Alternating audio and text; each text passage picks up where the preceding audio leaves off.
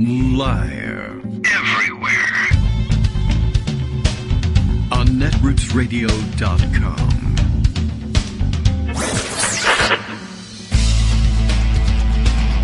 David Waldman. Kagro. In the morning. Now, here's David Waldman. All right. Hey, good morning, everybody. How you doing? It's Friday. Hey, all right, it's Friday. Let's all take the day off. Then 2 hours, I guess, from now. All right. It is Friday, March 18th, 2022. We are in, oh, yes, right, we have to make it's the obligatory Eastern Orthodox St. Patrick's Day, right? And I don't know, we'll never stop with the Eastern Orthodox thing, I guess, until I get a sad letter from Eastern Orthodox people saying, I just can't take it anymore. So if one of you would like to forge a letter to that effect, please hurry up. Relieve me of this burden of making this joke forever. The Kagro in the Morning radio show is live now. Tomorrow will be the Eastern Orthodox version of it, except I won't get out of bed to do it. There's a full moon tonight. Okay. Thanks for informing us, Bill, tweeting all the way from Portland, Maine, where there is also a full moon. They don't get it any earlier or any later than the rest of us. Full moon tonight, and the MAGA truckers are still in D.C. That's technically true. I hadn't noticed, but every once in a while I read a report that says that that's true. Kagro X explains what this means for weekend werewolf-related activities in the area. You'll be late, of course, or he might just talk about important stuff. And this is important stuff. And I think, I don't think it's going to make much difference unless they're able to somehow block the full moon. I don't know whether, I'll have to check in with some werewolves. Does it have to be visible for a werewolf to make their transformation? Do they even care about full moons anymore? I have seen more than I care to see of the Twilight movies, and it looks like they can go back and forth at will, and the moon has nothing to do with it in their version of things. But then again, their vampires are sparkly and live outside in the daytime. So if it's cloudy out, you can be out in the sunlight. I don't know whether that's really the case. I'll have to ask a genuine vampire to see whether that's an acceptable version of vampirism. But at any rate, the truckers in D.C., I don't hear much about it. They did make a real attempt to block Beltway traffic the other day, and, nothing happened, really. Some people were caught in traffic, including some people who tweeted about being caught in traffic, but it doesn't sound like they really had the the fortitude to sit there and block traffic for an extended period of time, like all day long or for weeks at a time or anything like that, which is great. I'm glad that that's the case. And I think, it may be starting to sink in that nobody cares about what they're doing. And I think there's been enough of a show of force from police in the area, making it clear that if you actually attempted to, block traffic forever on the Beltway or inside of Washington, D.C., you'll just be carted away. I think when they do drive around the Beltway and there's the threat that they'll exit the Beltway and head into D.C., police have been blocking off-ramps with, heavy dump trucks and such that they can't just plow through. Although it would be interesting to see them try to plow through just police patrol cars and get away with it. And I believe they stopped going around in circles for a little while to come into D.C. and have meetings with congressional representatives and staffers at one point. And apparently, when they drove into D.C., they were angry, very bitter. I mean, they were anyway about a lot of things, but angry and very bitter about the lack of parking, which is like, hey, that's what everybody who drives into D.C. deals with. But you don't see them out there screaming and crying about it and saying it has anything to do with COVID or that there's aliens invading or anything like that. And I think the truckers are more or less undermining themselves by... every time someone from the media comes by, they scream some crazy conspiracy theory kind of thing. And people are just kind of looking away, maybe out of politeness to the truckers, believe it or not, who really just don't deserve it. But okay. Anyway, brief check of other important news in immediate surroundings, like the latest coronavirus news from the trackers at the New York Times, who send me an email each morning, and noting like a 3 or 4 day trend of slight bumps up, single digit increases in percentage anyway, of cases in our own Loudoun County here, back up to the 80s. So, I think like there might in fact be that early spring trend, and who knows whether it's BA2 variant or not.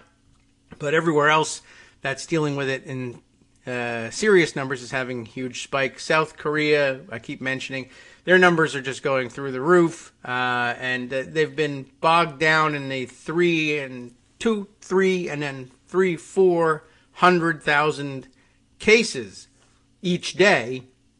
And I mean, it's a very populous country, of course, but not nearly as big as all that. If those numbers were happening in the United States, we'd be alarmed.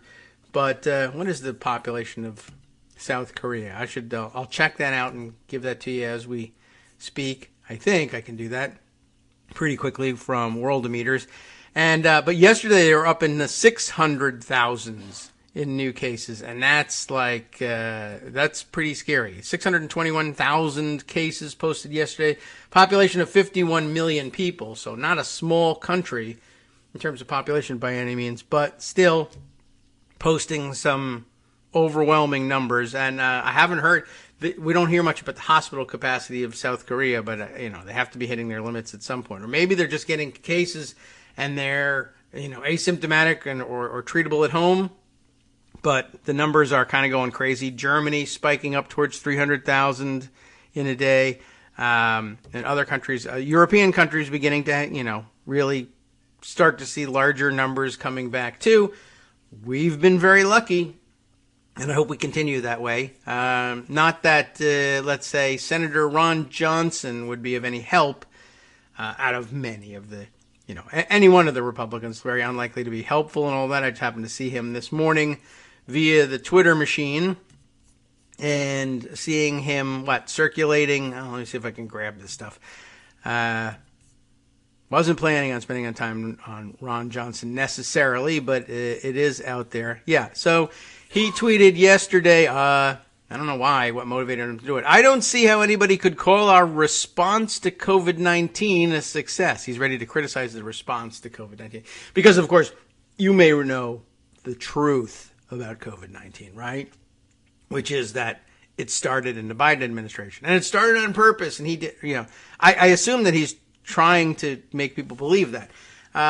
But he says, I don't see how anybody could call our response to COVID-19 a success. The human toll, the economic devastation, the delayed learning of our children, including our senators. We need to do oversight on this miserable failure and make sure it never happens again. He's laying the groundwork for, 1, winning his re-election campaign, which I don't think he ought to be allowed to do, and 2, coming back to the Senate with a Republican majority and conducting oversight hearings trying to blame COVID, the failure of our COVID response on Democrats somehow, even though, look, our fate was sealed with COVID under the Trump administration and Republicans who were in control at the time. I don't know how he escapes it, but I guess if you're just extraordinarily dumb, you might just think, I don't know, maybe we'll be allowed to blame this on other people. But I circulated that with some helpful hints. I did ask all units to be on the lookout and help him get the person responsible for this. Suspect is considered orange and dangerous, so I think you know who we're looking for. Somehow, I guess he has a different suspect in mind. And lots of other people had plenty to say about this, too. Eric Williams responding, Ron John was fairly unconcerned about the human toll 2 years ago. Apparently, his response included this quote, I'm not denying what a nasty disease COVID-19 can be, and how it's obviously devastating to somewhere between 1 and 3.4% of the population. Can you imagine, by the way, if it was killing 3.4% of the people who were contracting it, where our numbers would be? Well, they'd be higher. No. Okay, about 3 times, 3.4 times higher, I guess I would estimate, between 1 and 3.4%. But that means 97 to 99% will get through this and develop immunities, and we'll be able to move beyond this. But we don't shut down our economy because tens of thousands of people die on the highways. It's a risk we accept so we can move about. We don't shut down our economies because tens of thousands of people die from the common flu, Johnson said. And, of course, it's proven not to be the common flu. And we do all sorts of things to prevent as many as we can from dying on the highways, yes. And, of course, 3.4% of the population would be an enormous number of people. And they just don't do math in the Republican Party, I guess. And that's why they don't think of these things. I guess they are what we would call enumerate. And let's see, just by way of doing the figures here, 3.4% of our population, just a mere 11.3 million dead, says Ron Johnson. I think we could probably absorb that. Sure, I mean, what a thing to say. But of course, he's an idiot, and an insensitive idiot at that. Let's see, we also have Quicksilver Wolf. I imagine that's what this is supposed to be short for. You know, it's without any vowels until you get to wolf, but QKSLVR, right? So probably. Who says, sends me a screen cap of Ron Johnson's various tweets on COVID-19, including, I voted to reject Biden's vaccine mandate, and here's why. Back on December 8th of last year. In October of last year, 2 tweets from October, the Biden administration is one disaster after another, and we're only seeing the tip of the iceberg when it comes to Biden's vaccine mandate effect on our economy. And also, I'm not the only one who disagrees with Biden's divisive, or divisive, depending on which side of the divisive, dividing line you're on, with Biden's divisive and freedom-robbing vaccine mandate. I feel so robbed and all that. Well, anyway, he's a jerk and an idiot and everyone hates him. Thank you. Let's see. I want to bring to everyone's attention, I assume you have seen it by now. I would love to play it on the air because it's like 10 minutes long and I could take a nap. But did everybody see the Arnold Schwarzenegger video that he circulated? A message to the Russian people. It wasn't in Russian. There was some Russian translations, some subtitles. But, you know, to the untrained ear, not attuned to the Arnold Schwarzenegger accent. And I guess increasingly we're raising generations not attuned to the accent. We can all understand him because we understood the Terminator. He's got a very thick accent and still does. And it's a trademark for him, so I'd never get rid of it. And it's actually kind of fun to listen to. But anyway, he taped a, 8-10 minute message, very nicely produced. He has some real production skills at his disposal, whether he did it himself or hired someone else to do it. Pleading essentially with the Russian people to understand that, it was, it's a good propaganda piece. He declares his love for the Russian people. He has apparently a very special bond with a personal hero, a Russian weightlifter. He tells the story when he was 14 years old, or as he says, 14 years old, and saw a world record breaking weightlifting competition, or the competition was just regular, but the world record was broken there by his big hero, and he got a chance to meet him, and he was inspired, and grew up with this love for the Russian people. And then he actually makes an interesting point about his father, who had a very strong dislike of the Russian people, which stemmed from his having fought for in the army of Nazi Germany invading Russia. He was wounded at the siege of Leningrad and came away with negative feelings about the Russians who shot him and blew him up, which I guess is understandable. And then later kind of turns to, not only is he living with the pain of having been wounded there, but as Arnold puts it, the guilt of having participated in this Nazi siege of Leningrad. But then another interesting twist in saying, listen, I understand that no one wants to hear anything negative about their country, their government, and I understand that, but there are some things that are just so wrong that you have to speak up, just as I spoke up after January 6th when, so he sort of whatabouts it, right? Or anticipatory whataboutism, I guess. I'd love to hear him say that. In a little tone of anticipatory whataboutism, I'm going to address, right, the January 6th riots in this country, which he says, it's when things go so wrong, when Americans perpetrate crimes so wrong here in the United States, you have to call them out too, and I did as much. We'll see whether that suffices. But very well produced and, almost tear-jerking in its sweetness and the sincerity he conveys, whether it's real or not. He's a very skilled communicator, and you can see why he was so interested in exploring the possibilities of changing the Constitution so that he could serve as president of the United States. And he might well have won that office. I mean, Donald Trump says he did, so and he was an incompetent idiot, and everybody knew it.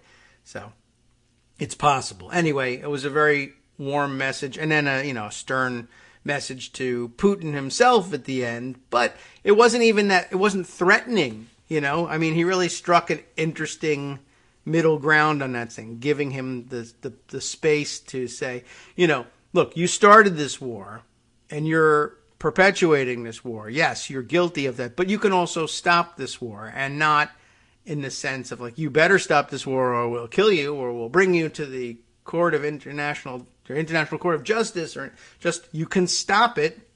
It's within your power. You should do it.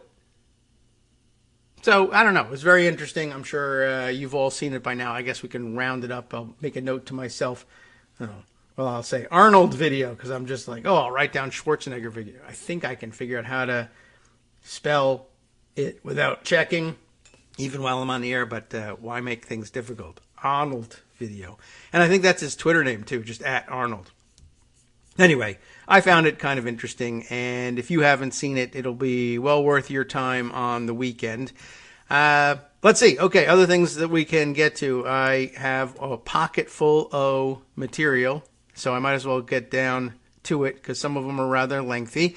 One update, and want to tip of the hat here to several people who made me aware of this, but Kate Sherrill parked it here on the KITM hashtag line, and I think I probably saw an alert or two from a few others along the way as well, but the news here in, what are we looking at? The Charlotte News Observer, very aptly named paper. They are reporting the news. I am observing it right now. Danielle Battaglia, I don't know whether she gives a little G to the pronunciation or not, reporting that the North Carolina SBI, that's the state version of the FBI, as you know, if you've spent any time down the shore or on the boardwalk, federal boobs inspectors, but this is the state version of those. Have you ever seen those? Does that could ring any bells with anybody, or is that just like a New Jersey, maybe Ocean City, Maryland sort of a thing? They used to have those. It was T-shirts, or it would all kinds of novelty, a hat, a card that you could put in your wallet and flash to people, and then that would impress people enough that presumably then boobs were seen. I don't know if it ever worked, but if it ever did, it was at the Jersey Shore. But they used to have those, with a little logo and everything. Anyway, the SBI, the state version of these guys, are investigating allegations of voter fraud against former Trump aide. That's a nice way of saying it, isn't it? Like he's a coffee guy. Former Trump aide Mark Meadows is the White House chief of staff, but, Trump aide. Okay, whatever. They were running out of headline space, I'm going to guess. So the State Bureau of Investigation is looking into allegations that a former Trump aide, who, now here they have plenty of space in the column and they still do this. I'm sure they say who he is later on, but honestly, former Trump aide who once represented North Carolina in Congress, by the way, may have committed voter fraud.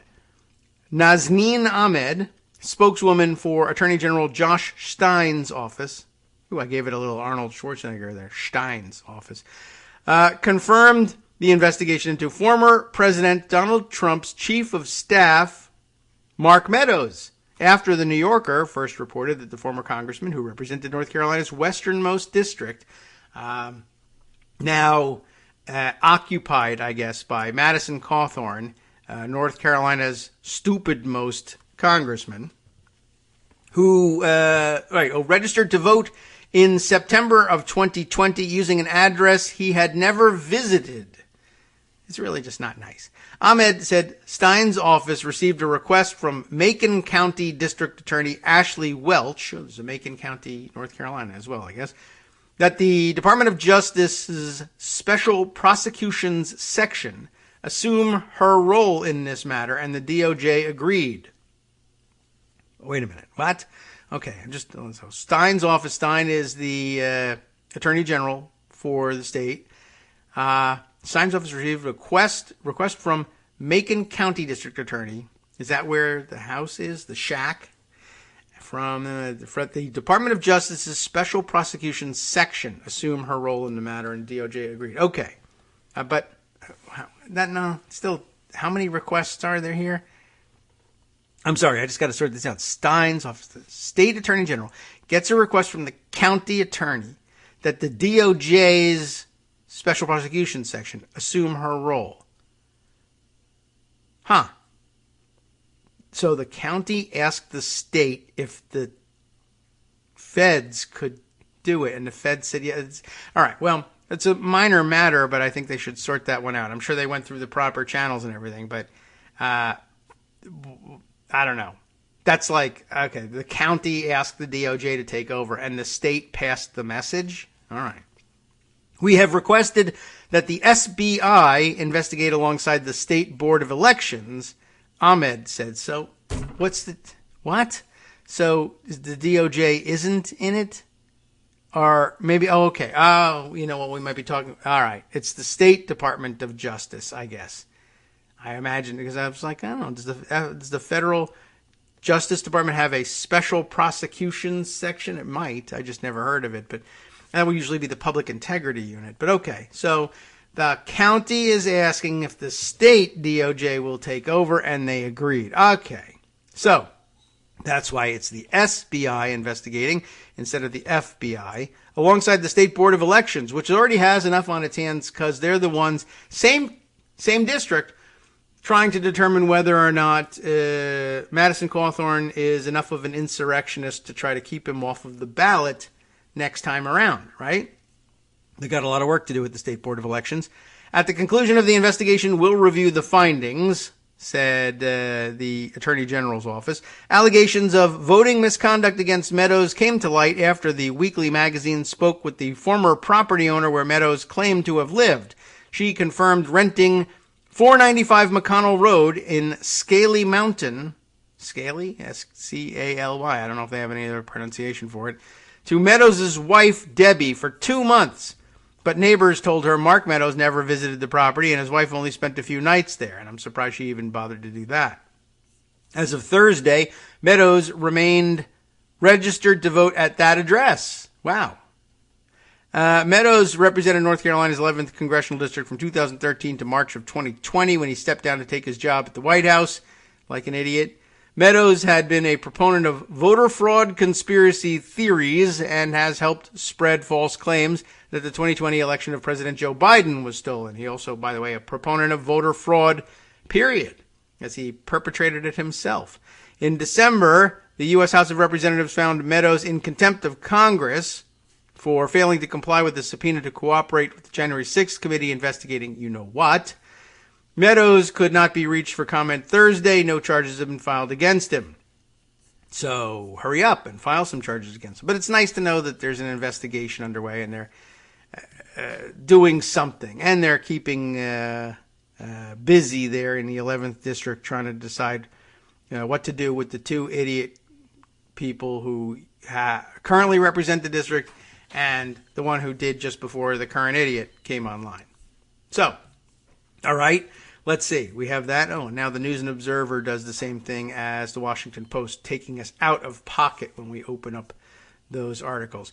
All right, let's see. Other items. Oh, yes, I mentioned the other day and then didn't read about Ginny Thomas, Clarence Thomas's wife. And, I have skimmed through the article, and it's a difficult thing, to pin anything super serious on her. More difficult still to carry that guilt forward to Clarence Thomas. But it does seem that she certainly had a large role in the planning of the rally. And I think by the time, January rolled around, everybody kind of knew what that rally was going to turn into. But we are up against our break, but I'll give you the headline here. Ginny Thomas attended the January 6th rally before the Capitol attack.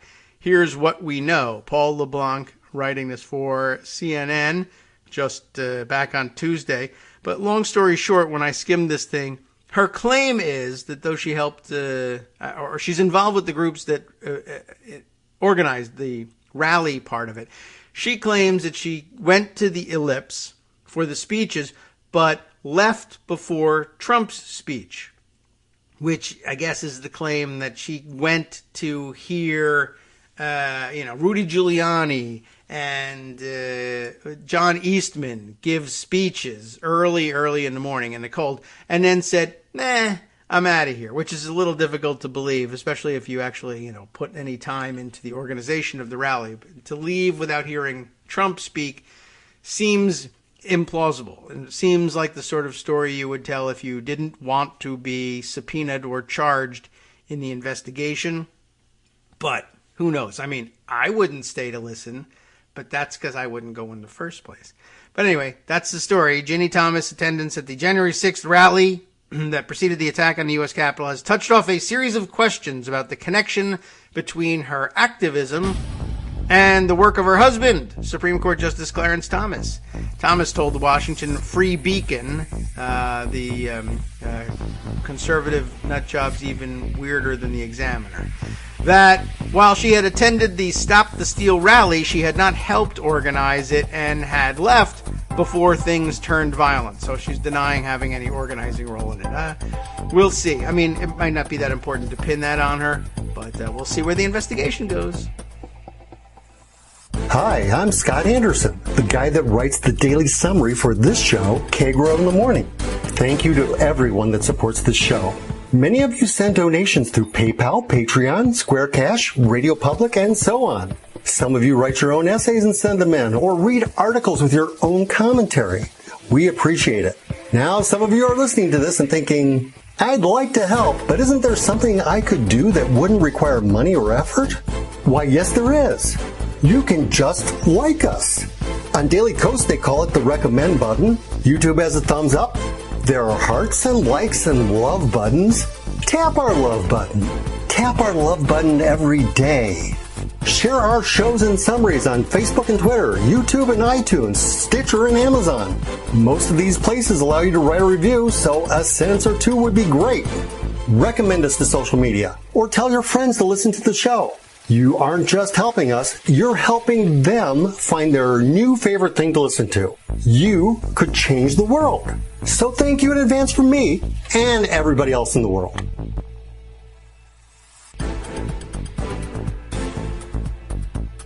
Welcome back now to the Kagro in the Morning Show here on Netroots Radio. We already have figured out the upshot of the article we were reading about Ginny Thomas. Mighty OCD sends us the clip of I don't know. Is Kenan Thompson? Is that his name? His last name? I mean, he's been on Saturday Night Live for a million years, and it occurs to me I just don't watch, enough actual Saturday Night Live to be clear on who I recognize everybody for sure. Yeah, Kenan Thompson. That's right. And I'm like, all of a sudden, I'm like, uh-oh, am I getting his last name wrong?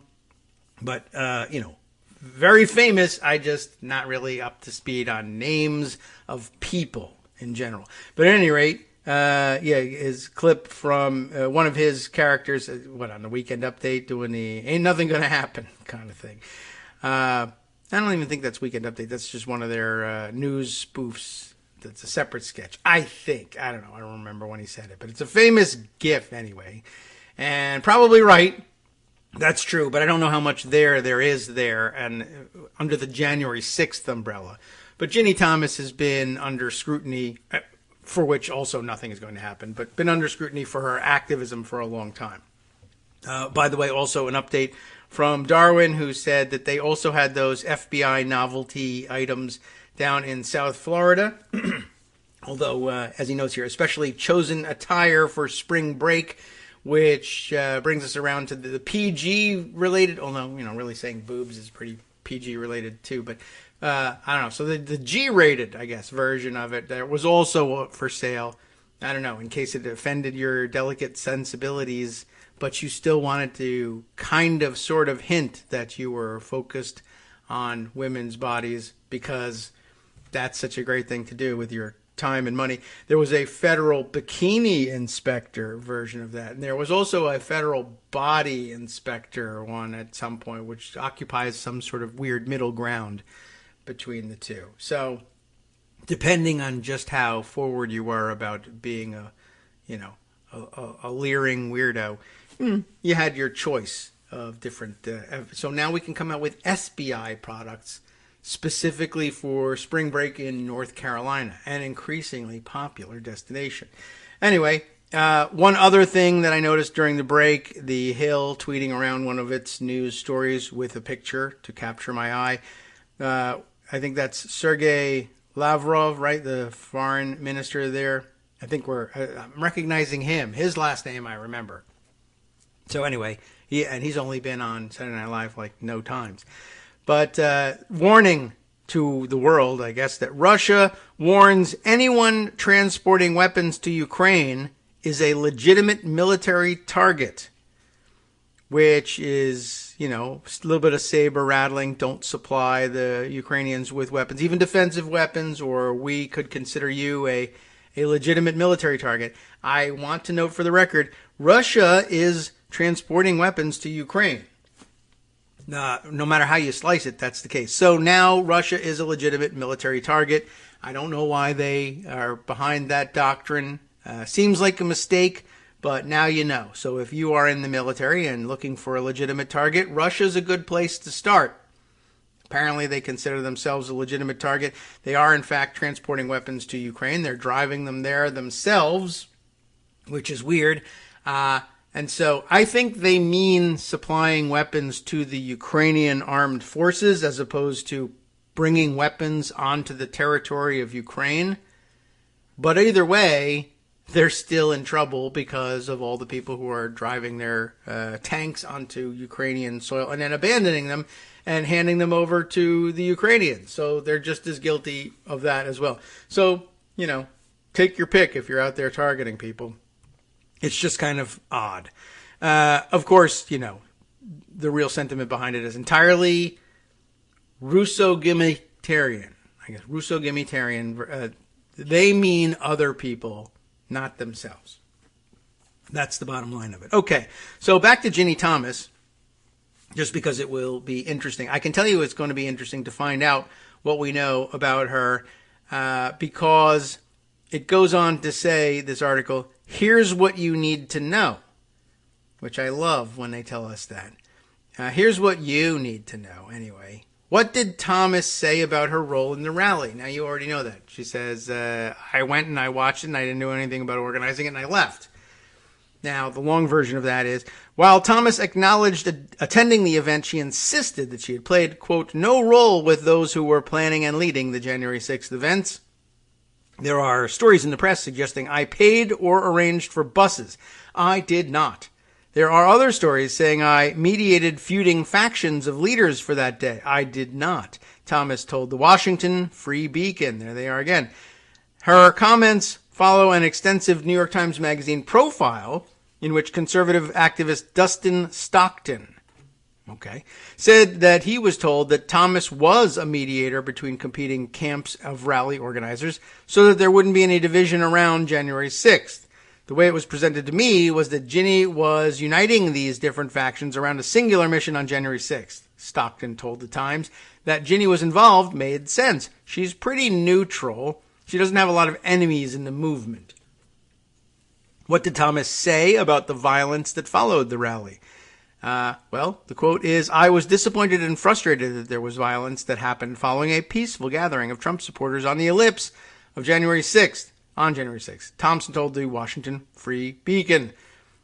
Social media reports obtained by Slate show her cheering on the January 6th rally that preceded the Capitol attack, though she later made clear, according to the outlet, Slate this time, that she had published the posts before the rally turned violent.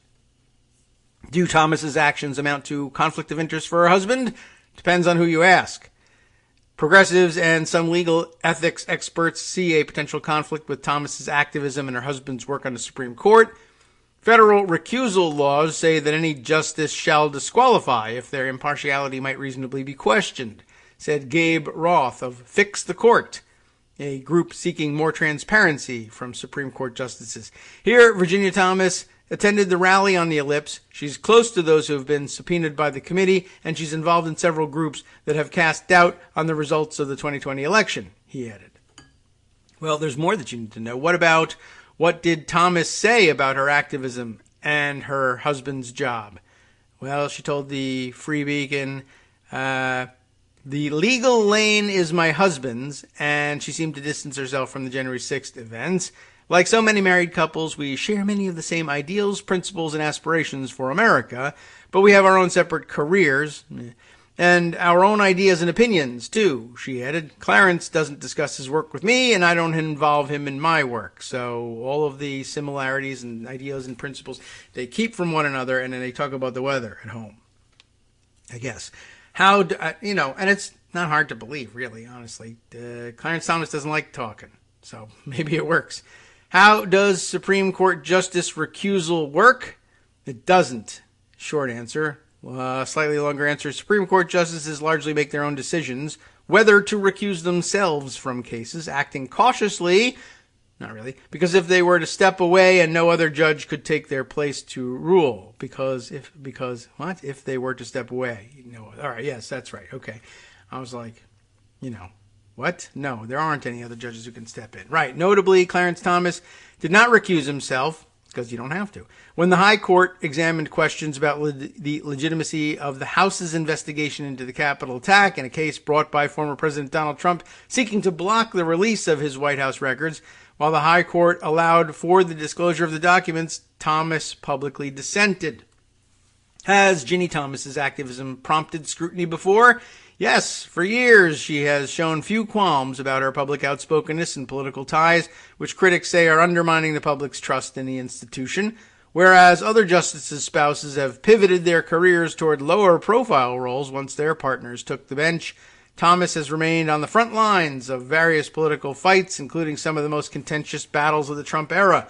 Thomas talked directly with Trump, for instance, according to a report in the New York Times, at a White House meeting where she spoke out about the aides the administration was hiring. Will the January 6th revelations slow down Thomas's activism? Well, Thomas, who runs a political consulting firm, stressed to the Free Beacon that she's going to continue in her role as a political activist. After the rally, she signed a letter to House Minority Leader Kevin McCarthy, who can't even read, urging the Republican conference to remove GOP Representatives Liz Cheney of Wyoming and Adam Kinzinger of Illinois due to their, quote, egregious actions as members of the House of Representatives Select Committee investigating the insurrection. Cheney and Kinzinger, you know what they're up to and how they got there. If you're going to be true to yourself and your professional calling, you can never be intimidated, chilled, or censored by what the press or others say, Thomas said in the interview. So the answer is no, nothing will change, and Mighty OCD probably right. Nothing gonna happen either, unless somebody, I don't know, I guess actually does link her to some written records, planning the events, and pointing towards knowledge that there would be some violence and that was a necessary part of the planning. But I don't think that's going to turn up. So I wouldn't hold out hope if you think that she's going down on the basis of this investigation. Just, don't hold your breath is basically what it is. Let's see. You know what? I want to turn back to something I mentioned the other day when I read Hannah Jones's tweets about Indiana turning back an anti-CRT law, an allegedly anti-CRT law. It's anti-something. It's just CRT isn't the real thing that it's anti. And I read her tweets about it and the fact that it was happening in other states and that this was a real thing that you could do and turn this stuff back, even in places where it looked like the overwhelming Republican control of the legislature would make it a hopeless cause.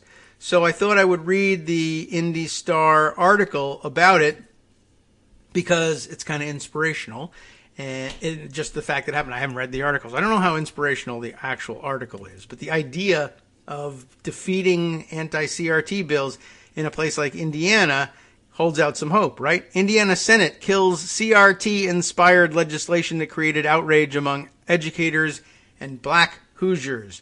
Arika Heron is the writer on this piece from February 28th, so about half a month old now already.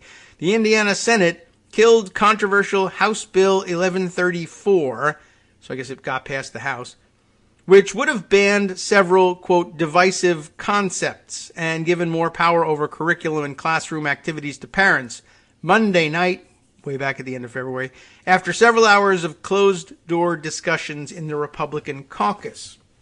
And I think in reading this, if they quote any more of the actual bill, we'll probably recognize some of the language, because a lot of people are just cutting and pasting out of other states' efforts from this. There's some very definitely repeated phrasing from state to state. I don't know if ALEC is actually circulating that stuff. I mean, it's the sort of thing they typically do, but I haven't seen anybody writing about it having originated at or being promulgated through ALEC. It just might be, I read this was happening in another state and I'm going to steal their bill.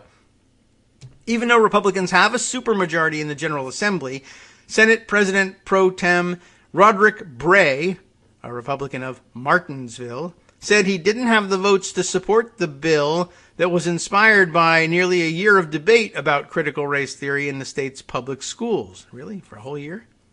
Has it been that long? They were largely divided into two camps after a Senate committee watered it down in the face of opposition. We had some members of our caucus who felt like it didn't go far enough. Aha! That's how it ended up getting killed. That's interesting. He said, we had some members of our caucus that felt like it was too much of a burden on education and just not good policy that we wanted to move forward with, I guess he should have said. The bill, which would have limited what teachers could say in the classroom about race, sex, and religion, has been staunchly opposed by educators, school leaders, civil rights groups, black community organizations, and leaders of the faith community. The bill was inspired by the opposition nationwide of primarily white suburban parents to what was called, quote, critical race theory, but was more often about social emotional learning and diversity, equity, and inclusion work. That was the passage that so impressed Hannah Jones that she tweeted around the picture of it. And that's, in fact, good reporting there. Well done. Once again, let's scroll back up. I'm going to screw this whole thing up. Scroll back up to remind everybody who wrote this. Arika Heron, A-R-I-K-A, Heron, H-E-R-R-O-N, reporter for the Indianapolis Star. Well done there, even if I didn't do a good job pronouncing or spelling your name, even though I was reading it right off the screen. So where were we here? Right. The bill would have given parents greater access to the lessons their children were being taught and more power to oppose material they found troubling, which is similar sounding to the other bills that we've read through, and the legislative language is quite troubling, whether that authorizes suits against school boards or suits against the teachers themselves or calls for the termination of the teachers at the request of the parents. They do tend to go way too far in handing over direct day-to-day control of what goes on in the classroom, not to parents per se, but to the courts, really, and for parents to just make trouble for teachers, take them out of the classroom and distract them from teaching by suing them all the time. Bray said he supported the legislation personally and had hoped to get it passed, so he's a jerk. It was passed by the House last month, 60-37, largely along party lines, but the version of the bill that the Senate was considering Monday, way back when, had been significantly gutted. The list of divisive concepts shrank from 8 items to 3, and that's a good thing, and provisions to allow parents to sue schools, over things that educators said in the classroom were stripped out. Yeah, because the state's going to end up paying those. Those who opposed the bill said it was a solution to a problem that doesn't exist in Indiana and risked driving teachers, a critical profession already in short supply, out of the field. It had been largely opposed by the black community, which was worried that the bill would further limit representation of black and other people of color in school curricula and result in an incomplete and inaccurate teaching of the country's difficult history. This is a good day for the state of Indiana, said Gary Holland, education chair of the Indianapolis NAACP, not to accept that which would cause disenfranchisement of children and teachers. The Indiana State Teachers Association, which has led a weeks-long effort to oppose the measure, celebrated its demise in a statement released Monday night. And again, this is back at the end of February.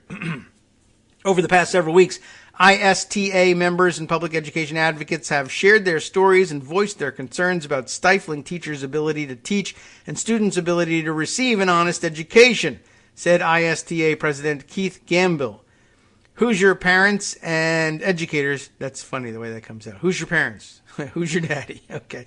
But Indiana people. Who's your parents and educators all want our students to succeed and will continue to be partners in standing up for what's right for their future.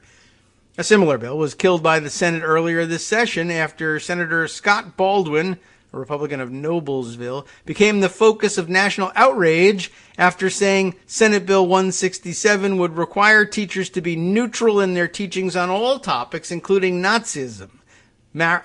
There's more. Nazism, Marxism, and fascism. He later walked back the comments. He should have said, I will walk back these comments because they're stupid and wrong and I don't know anything about what I'm doing here. Bray raised the specter that parts of the legislation could be added to another bill, although it's unclear precisely what. He said Senate Republicans were looking at a piece or so to keep alive, but the entirety of it would not be parsed out in the final days of the legislative session. The session is scheduled to end by March 14th, and today is March 18th. So I don't know whether they ended on schedule or not, but I haven't seen any other articles saying that they did, in fact, pass any of this garbage. So I think we're still good in saying good job to Indiana. Bad job to Bray, who thought he wanted to pass this thing. But good job to everybody else who actually prevented it. And it's true, you can find wedge items that you can use to force into the debate that makes less stalwart Republicans stop and say, wait a minute, we could be hurt by this. Or I know a teacher. Maybe this isn't a good idea. So anyway, I think it's wise to keep that example in mind.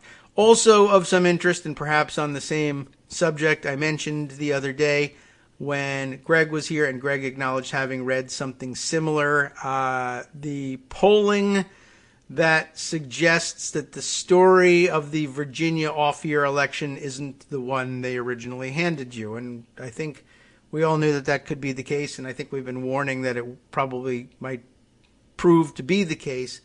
And here, some more polling bears it out from Tom Bonnier, whose name we've called before, CEO of Target Smart, which I guess is the polling outfit, and must be because I always hear Tom's name from Greg in connection with the polling. And this is in connection with polling, so I'll just assume that that's the case. I mean, it's clickable. Should I find out? Target Smart. Target Smart is the industry leader in political data and its applications. They may or may not be doing their own polling. I don't know. How did Virginia, he begins by asking, give Biden a 10-point victory, only to see McAuliffe lose by 2 a year later? I think I did read out this tweet, but I'll read you the rest of the thread now. The popular narrative after Election Day pointed the figure at CRT, but among other things. What were those other things? Mask mandates, school closures, right? Driving a swing block of suburban parents. Our new analysis suggests a more complex answer. You already know the answer because we called it out the other day, right? Older voters. You'll see the analysis here over at the Target Smart website, but the short version, if you can call it that, is several tweets. My gosh, that's what passes for short these days. Well, it really should. Tweets are small. The biggest difference between 20 and 21 was senior turnout. More voters over the age of 75 voted in Virginia in 2021 than have voted in any election other than 2020. So there's a big upswing lately, I guess, of voters over 75 in Virginia, which is good news because we were worried that they were all going to fall ill from COVID-19 and die. And many of them did, but plenty of them are left. While aging population explains that partly, that is to say, I guess the population of Virginia swinging older on average now, the huge 2.7 points increase in age 75 plus vote share was mostly about turnout. Were these seniors driven by school issues despite not having school-aged children? Possibly, and likely partially. But to be clear, that's very different than the narrative of parents of school kids infuriated by what they were told was being taught in their schools. That just wasn't it. Now, it may be the case that people over the age of 75 were getting bad information from Fox News about it. We know of at least, one person who was and still is, unfortunately, getting bad news from, and there's probably one in your family too, getting bad news from Fox. But between that, I think, and the rise in popularity and rise in ease of absentee voting, it was just that much easier for people to cast a vote, even if they weren't, driven to the polls because they were incensed by the news. It was just easy to mark your ballot and hand it in.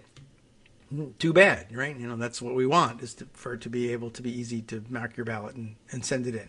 So let's look at the second narrative, mask mandates and school closures causing a swing to the GOP. Everybody told us that was the case, and we had to be on the lookout for it post-Virginia, right? Our analysis found no correlation between the number of days with in-person education during the 2021 school year, that is 2020 to 2021 school year, and the swing to the GOP in the governor vote. In fact, the counties with the least in-person days were largely in Northern Virginia. It makes sense, right? And exhibited below average swing, while the areas that swung the most to the GOP, mostly southwestern Virginia, were in person in school for most of the year. So what ostensibly happened here is that the people in southwestern Virginia whose kids were in school were so incensed that their poor brethren in Northern Virginia were suffering learning loss by not being in school that they voted, radically, they came out in tremendous numbers for the Republican ticket to fix that, except it didn't need any fixing in Southwest Virginia. But you know what? I wonder, though, we should probably look into, if you look a little deeper, I wouldn't be terribly surprised if they were basically saying, well, whatever it is. The point is I disagree with what goes on up in Northern Virginia, and whatever they want, I want the opposite. I want to punish them. That's one of the most remarkable things about Trumpism and the way the Republican Party has developed under him, is that is now openly, it used to be sort of hidden behind, they were the party of ideas, remember? But now they're more openly about, we're not here for policy, we're here for punishment. We want to use the government not as an affirmative force to do good, because that's not possible. Reagan was supposedly the guy who convinced us that this was not possible. But I guess the evolution between Reaganism and Trumpism is Trump took it that step further, where Reagan said it's impossible for the government to be a force for good, so it's best if the government does least. And Trump says that's not conservative enough, or what I'm going to tell you is conservative. That's not mean enough. The government can and should be a force for evil and damage against domestic enemies. It is the job of the federal government to leverage its power to ruin the lives of our political opponents. That's what we need to be doing. And that's why southwestern Virginia, where they were in school, might have come out to say, in Northern Virginia, they're protecting themselves and staying out of school and tamping down on the spread of the virus. If they want that, then I don't want them to have it. It won't affect me here in southwestern Virginia in terms of whether or not my kids are in school, because they are. It won't even affect me or my kids in terms of whether or not we end up getting the virus, because the virus is running rampant in all of Virginia, because there's really no mixing between, southwestern Virginia and northern Virginia. They're very separate areas. And, while the virus would be running rampant in general, we don't even believe that there is a virus, and we think the whole thing is a hoax anyway. So it really couldn't have been a motivator. But what could be a motivator is whatever the people in the area I don't like want, I want to take it away from them. Or whatever they don't want, we want to force on them. Whatever they do want, we want to force out of their hands. Well, anyway, Tom thinks slightly different version of that might have happened. That there was just no correlation, is all he says. Now, there's a comment here from Mark Caputo on this, who says, this makes sense. Youngkin's big ad spends and big ad money was not spent on CRT or masks, but on McAuliffe's gaffe about parents' role in schools. And that's still true.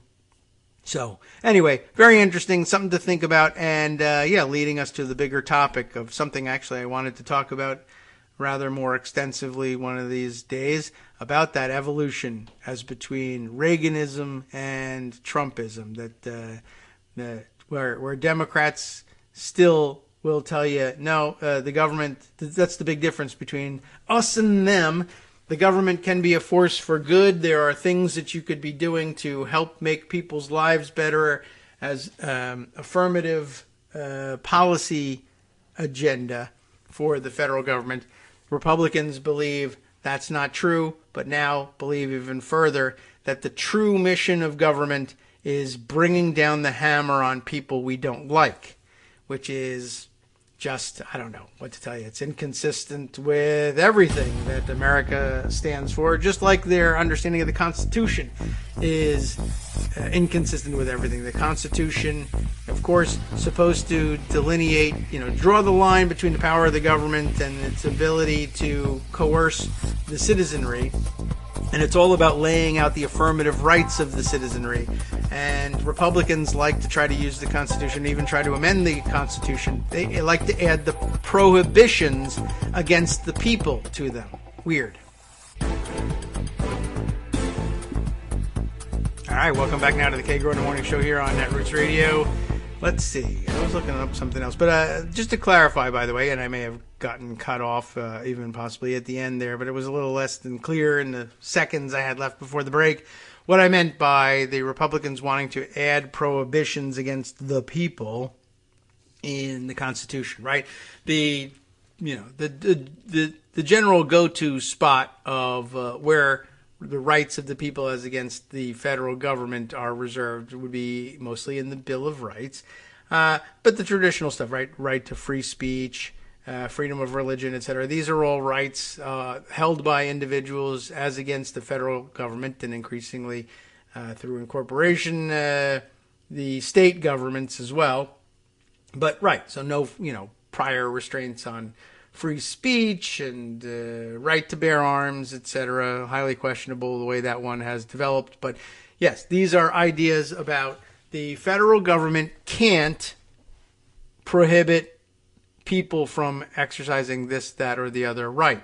Whereas Republicans, when they seek to amend the Constitution, it's usually, well, we want a flag-burning amendment to the Constitution because the Supreme Court to date, now, try them again now, go and see what this bunch says, has previously rejected the idea that flag burning can be outlawed under the Constitution because it counts as free speech.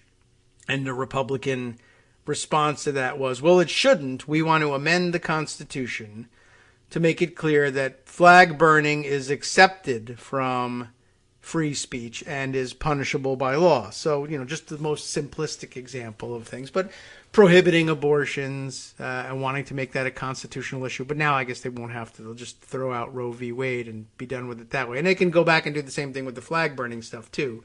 They just never realized that that was available to them as a long-term project, packing the court full of people who would just do anything because they were Republicans. But now that they're almost there, they might want to try that. But their initial approach was to add an amendment to the Constitution, one of the first besides, alcoholic prohibition, which they quickly, changed their minds on and repealed.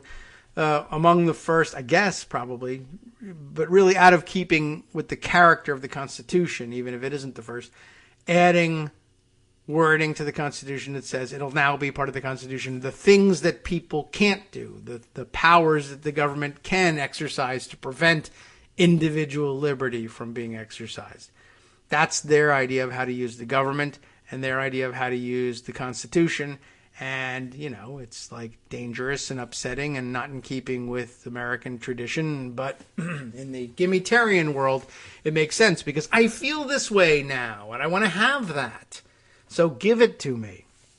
Thankfully, we've been able to stop them to date from succeeding in their efforts to do this. All right, let's see. Another thing that sitting here in pocket that I wanted to share with you. And now I'm having difficulty finding the, I think, email that sent this story my way. Yes, okay, here it is. And I didn't, get like outright permission to say who it was, but we can identify them. Well, look at this. Even the email that I got doesn't identify them any further than saying it's Mike. So thanks, Mike. I think that's fair game. There's lots of Mikes out there, and we won't be able to pick out which one it is. But this was an interesting article, something that would escape our notice, fairly easy because it's kind of a small-ish story. But an interesting point. I had missed this story entirely, and Mike said in his email, I have listened to the tragic news about the spring break cadets. These are West Point cadets.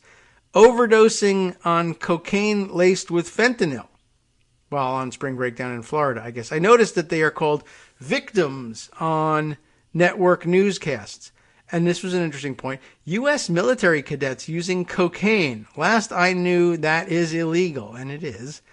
Had they not been cadets, especially if they were of color, would they be called victims? Good question. I, for one, think not. If you agree, you might wish to comment on the show. This is it. I'm doing it. It says here, your show is great. How do you like that? Your show is great, David, even to me. And I appreciate your presentation of the news. Well, I appreciate your saying that. Look, the letter goes on to say, your show is the greatest thing ever in the entire world. I'm naming my children after you, and here's all my money. This is a great idea. Everyone should try this. It doesn't say that, but I thank you for the comment. I wanted a little more for myself because it was feeling good reading that. It was nice. I appreciate that. And I hadn't seen this story, though. And Mike went on in the exchange to say that he thought he was watching Lindsay Davis on ABC News last weekend making these comments. I grabbed a story from CNN about it. It is a sad story, and it does make you wonder, hey, won't they be in trouble being West Point cadets? They end up in the hospital. We all feel bad for them. They're the victims of poisoning because of the fentanyl. I guess that's true. But yeah, it's difficult not to stop and say, hey, you shouldn't have been buying and using cocaine, whether you're West Point cadets or not. So it's an interesting question. And I don't know whether these cadets are white or people of color. I'm not sure. We probably do know that by now, but I am not aware. But the CNN article I grabbed, I skimmed quickly to see if they are in fact referred to as victims, and they are. But it occurred to me that they were, this time it was a quote from one of the investigating authorities as opposed to a reporter. But I'm not certain which report, what context the reporter was repeating the word victims in. If it were quoting law enforcement investigators, I guess as the investigators go, at least the ones assigned to the part about, hey, who put the fentanyl in the cocaine, then yeah, they're the victims of that for those purposes. Now, there might also be people saying, by the way, I mean, I hate to do this to you while you're recovering in the hospital here, but you are in trouble for, the cocaine part of this too. And there, I guess we wouldn't be calling them victims per se, but it was sort of a shocking story all by itself. Did you all know that there were, I missed this entirely. So United States Military Academy at West Point. Oh, here's the headline. 5 West Point cadets overdose on fentanyl during spring break, police say. This was reported back on March 12th. A suspect is in custody after 5 West Point cadets overdosed. I don't know, is there a proper dose of fentanyl? 4 of whom were hospitalized on the drug fentanyl while they were on spring break in Fort Lauderdale earlier this week, according to police. Authorities in Broward County, Florida, have made the arrest of the 21-year-old man in connection to the sale of fentanyl-laced powder substance that allegedly triggered overdoses, according to CNN affiliate WPLG. So, anyway, more about the dangers of this fentanyl, I don't know what to call it, but it keeps coming up all over the place. And bad news for sure, but yeah, there's mention of them being victims in all of this. Here it is. According to the arrest report, Broward County Drug Task Force detectives responded to an overdose investigation involving multiple victims. Detectives were able to get the cell phone number of the alleged dealer who supplied the narcotics to the victims as part of the investigation. And there, I think, maybe they're just, I think that's actually an appropriate usage of victims. But, yeah, it might be the case that they're being shielded, whether they're of color or not, by the fact that they're West Point cadets. And we tend to think of them as upstanding citizens, but they, were out there buying drugs on spring break. So I don't know. Yeah, maybe it's not a deference that's due to them anymore. But an interesting question, and just another interesting point at which we could pause and wonder about the way the news gets reported in this country from time to time, and something to think about. So I appreciate it, Mike, plus all the kind words that were in there. Thought I would bring that to your attention because I missed that one entirely. Let's see. Other things that I have standing by. Oh, yeah. You remember we had a discussion probably end of last week about dumb laws being brought up in various states, but the among them, the weird ones that Republicans have caught on to this trend of authorizing, citizens to try to sue and punish people that do things or hold beliefs that they don't like very much, whether that's the right to an abortion or actually exercising the right to an abortion in some states, or gender affirming care, as they call it, for transgender kids. Another thing, I think also in Idaho, crossed my Twitter transom this morning, but again, another bill authorizing private citizens to punish women seeking abortions through private action, lawsuits, in which I guess the relatives of the man involved in a pregnancy which a woman seeks to terminate in abortion, this has been discussed before, that the man has rights somehow in this, in demanding that the baby be carried to term and empowering them to sue. And I guess somewhere along the line said, hey, a lot of pregnancies are, you might consider, caused by rape. Should it really be within the rights of the rapist to sue the impregnated woman to force her to carry the baby to term and to pay him $20,000 cash if she does not? And I guess it must have worked on the conscience of the person writing this bill, and they said, all right, well, we'll say, but not the rapist. The rapist is not allowed to sue. But as people were pointing out on the floor in the debate on this bill, it doesn't exempt any of the family members of the rapist either. So in other words, a rapist impregnates a woman. The rapist's parents can say, we have grandparental rights in this embryo, and we want $20,000 if this woman seeks an abortion. And everybody, right? I'll be deprived of a cousin. I'll be deprived of a nephew. But they were asking the bill author straight up on the House floor there, what about that? Is that exempted from the bill? No, repeatedly. He doesn't seem to feel that bad about it either. So I thought that was of some interest. I don't know if I put that one aside, but maybe you saw that one over the Twitter transom yourself.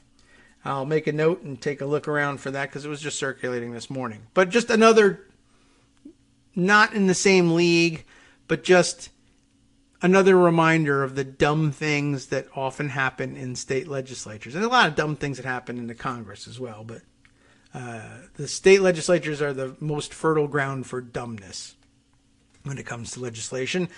This tweet from a while ago, I just parked it here in case it ever became relevant. From March 9th, Janet Peterson, Iowa State Senator and co-founder of Healthy Birthday Incorporated, which I know nothing about, but as an Iowa State Senator, I guess she was on hand to witness this firsthand. Today in the Iowa Senate, that would have been March 9th, Republicans pass SF 2309. To do what? To legalize the sale of unregulated raw milk and vote unanimously to reject a warning label on that milk for pregnant moms that would let them know that drinking or eating raw milk products can lead to miscarriage, stillbirth, preterm labor, and death of a newborn. And we're not going to warn anybody because of how pro-life we are, but later on, I'm sure they'll follow up by saying, if you drink raw milk and have a miscarriage, we'll prosecute you for killing that baby. But anyway, just wanted to put that out there. That came about on the same day, I guess, or around the same time as the Missouri bill making it illegal to get an abortion if the patient has an ectopic pregnancy. Remember that one? So, just another, the raw milk thing is kind of out of left field, but the point was that, not only is it going to be legal to sell it unregulated, but also no need to warn anybody that, we haven't done anything to treat this milk. You all grew up thinking milk was a safe and healthful product because it was pasteurized and regulated. But we're going to remove all of that and remove any necessity of telling you whether or not we removed it. And, you're on your own. Good luck. I hope it works out for you. And if it kills your baby, we'll be in touch. So, let's see. So that was mentioned the Missouri bill about ectopic pregnancies, but I also, in reading about that, came across the historical background of these kinds of bills, specifically dealing with, or not dealing with, ectopic pregnancies, I guess. An Ohio bill from back in 2019 that went even further. An Ohio bill, I think we may have mentioned this on the air at one point, ordering doctors to, quote, re-implant ectopic pregnancies or face abortion murder charges. Ohio, back in November of 2019, it's in the Guardian here, Ohio introduces one of the most extreme bills to date for a procedure that, and here's the problem with it, the procedure that does not exist in medical science. They had this debate, in other words, in Ohio in 2019, the one that Missouri is just avoiding having now and just saying, you're in trouble. And in fact, it's worse for you. It will aggravate the crime. It'll be an aggravating factor at sentencing if you seek an abortion because of an ectopic pregnancy, even though it will kill you. And it's exactly the reason why we used to use the euphemism of life of the mother. Well, it might, I guess we, that explains it better. That's probably better lay language, but maybe we should have been saying ectopic pregnancies from the beginning. And even though people wouldn't understand that, well, what's the difference? If you need to know, you'll know. And the exception will be available to you. But if we had familiarized people with the phrase, maybe we wouldn't be doing dumb things like this now. So I guess the story is that in Ohio, they said, well, we're not going to exempt it for ectopic pregnancies because the doctors should just, move the zygote, the embryo. I guess it still is probably zygote at this point. Just move it to the uterus. Why don't you do that? Why do you have to terminate the pregnancy? Why don't you just transplant it from the fallopian tube to the uterus? And the answer to that is we can't. That's not a procedure that exists. Why don't we just do a brain swap? Well, that doesn't exist either. Why don't we just do time travel and prevent it from happening in the first place? Sure, you should do that. How about that? A bill, 20,000. I'm allowed to sue anybody who doesn't travel back in time to prevent the ectopic pregnancy for $20,000. It's just as sensible because this thing don't exist neither. But let me read you this 2019 article that will explain to you that it doesn't exist, but use more words to do it. A bill to ban abortion introduced in the Ohio State Legislature requires doctors to reimplant an ectopic pregnancy into a woman's uterus, a procedure that does not exist in medical science, or face charges of what they called abortion murder. This is the second time practicing obstetricians and gynecologists have tried to tell the Ohio legislators that the idea is currently medically impossible. But they didn't care. They went ahead with it anyway. And I wonder whether they just say, well, we're not going to be able to use the law, but I'll be able to campaign on the law. So that's the only thing that matters. The move comes amid a wave of increasingly severe anti-abortion bills introduced across much of the country as conservative Republican politicians seek to ban abortion and force a legal showdown on abortion with the Supreme Court. Ohio's move on ectopic pregnancies, where an embryo implants in the mother's fallopian tube rather than her uterus, rendering the pregnancy unviable, is one of the most extreme bills to date. I don't believe I'm typing this again, but that's impossible, wrote Ohio obstetrician and gynecologist Dr. David Hackney on Twitter. We'll all be going to jail, he said, referring to this bill again back in November of 2019. An ectopic pregnancy is a life-threatening condition which can kill a woman if embryonic tissue grows unchecked. In addition to ordering doctors to do the impossible or face criminal charges, House Bill 413 bans abortion outright and defines a fertilized egg as an, quote, unborn child. By the way, while you're at it, and this wasn't happening in 2019, but I'm sure they're going to try it again. I'm not certain that Ohio is done trying to do this either. They still might not have learned their lesson. But while you're at it, why not make it against the law for any Democrats not to personally stop Putin's invasion of Ukraine by assassinating Putin directly? And if you don't leave now to try and go do that, you're under arrest. Why not just pass that? That also isn't really something that people can do, just offhand. But that at least is possible. You could kill him, but we can't reimplant an embryo. But that doesn't matter. Again, propaganda value of it, whether it exists as an option or not. So they passed the bill and, so medical science. The geniuses that brought you COVID-19 say it's impossible to reimplant the, it seems pretty easy to believe a significant portion of Americans buying into that. Well, anyway, the bill back from 2019 also would have punished doctors, women, and children as young as 13 with abortion murder if they perform or have an abortion. This crime is punishable by life in prison. Another new crime, aggravated abortion murder, is punishable by death, according to the bill. Why? Because we are pro-right.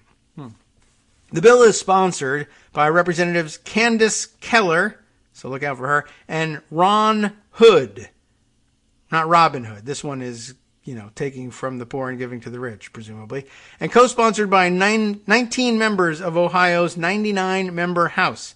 Mike Gonidakis, the president of the anti-abortion group Ohio Right to Life, declined to comment on the bill and said he was still reading the legislation because it's approximately 700 pages long. He said his office is taking off the rest of the week for Thanksgiving as well.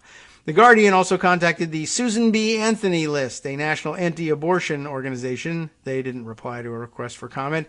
Keller, Hood, and 8 of the bill's 19 co-sponsors did not reply to requests for comment.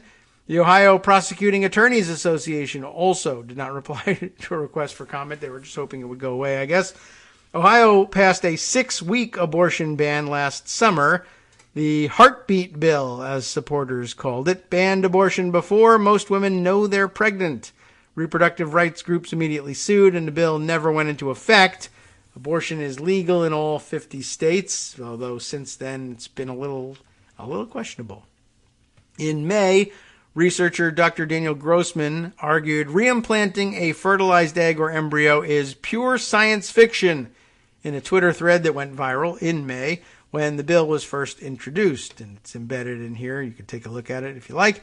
There is no procedure to reimplant an ectopic pregnancy, said Dr. Chris Zahn, Vice President of Practice Activities at the American College of Obstetricians and Gynecologists. It is not possible to move an ectopic pregnancy from a fallopian tube or anywhere else it might have implanted to the uterus.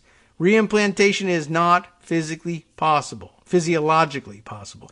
Women with ectopic pregnancies are at risk for catastrophic hemorrhage and death in the setting of an ectopic pregnancy, and treating the ectopic pregnancy can certainly save a mom's life, said Zahn.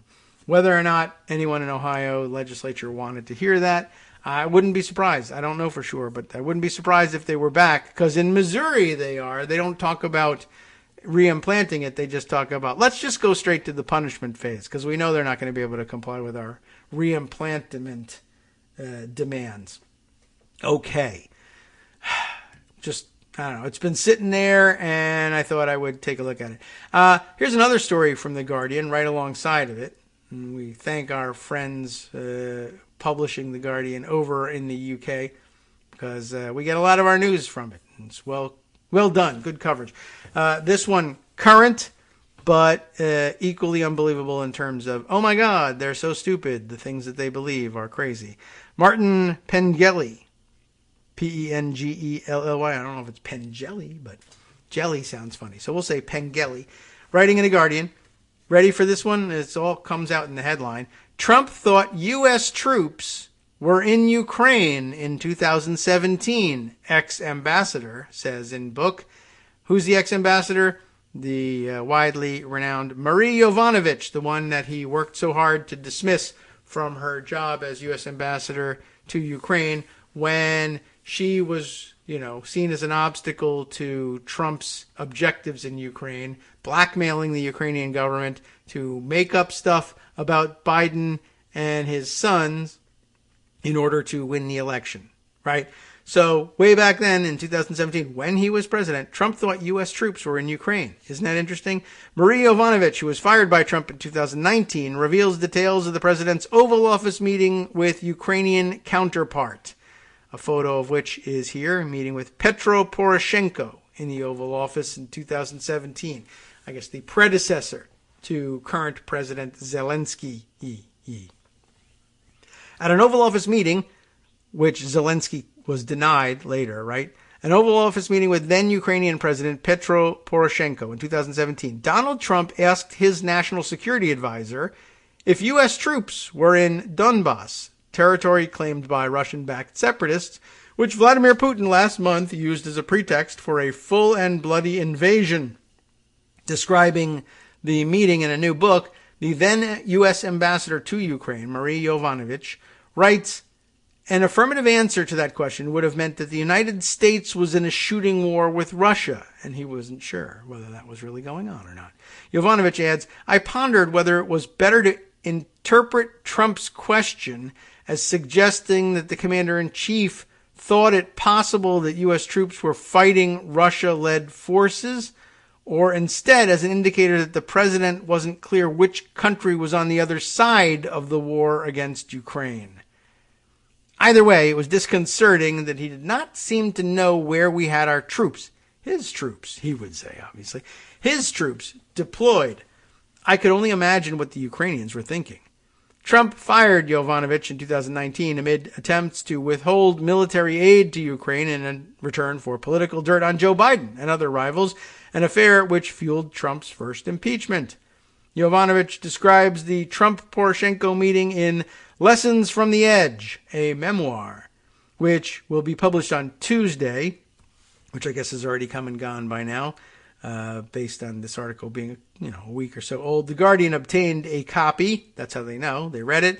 The book comes 3 weeks into the Russian invasion of Ukraine, which followed many years of proxy warfare in the east of the country. Jovanovic also writes that Trump told Poroshenko Ukraine was a corrupt country, which he knew because a Ukrainian friend at Mar-a-Lago had told him. He just blurts that out to the president of Ukraine. You're corrupt. Jovanovic also writes that Trump told Poroshenko, oh, sorry, I just read that thing. It's the same thing. All right, so now I've wasted a few more seconds that were left before the music started. But anyway, I love that. He actually blurts out that not only does he think it's corrupt, it's because someone at Mar-a-Lago told me. Trump, she says, also said Crimea was Russian, as the locals spoke Russian. In other words, he just bought the Russian propaganda on that. Russia, of course, annexed Crimea in 2014, a move never recognized by the international community. Jovanovic writes that Trump's words were surprising enough to hear from one head of state to another, but Trump topped them. Find out how. Hi, it's me, David Waldman, the same guy who was just talking to you a second ago. Our Patreon subscription drive is still going strong, with over 175 monthly donors who help keep us on the air. If we've helped keep you going during the pandemic, why not return the favor and help us keep going so we can all be together for the next disaster? Patreon.com, Patreon.com, makes it easy to make secure, recurring monthly contributions to support our show. Patreon.com/KagroX gets you straight to our donation page. Maybe you'd like to thank us for keeping you sane during the Trump era. Maybe you're looking forward to in-depth explanations of what's going on in the Biden administration. Whatever it is that keeps you listening, we need your help to keep bringing it to you. And hey, if you happen to prefer using PayPal or even the Square Cash app, we're up and running with those options too. Thanks again, everyone, for all your support. We literally could not do this without you.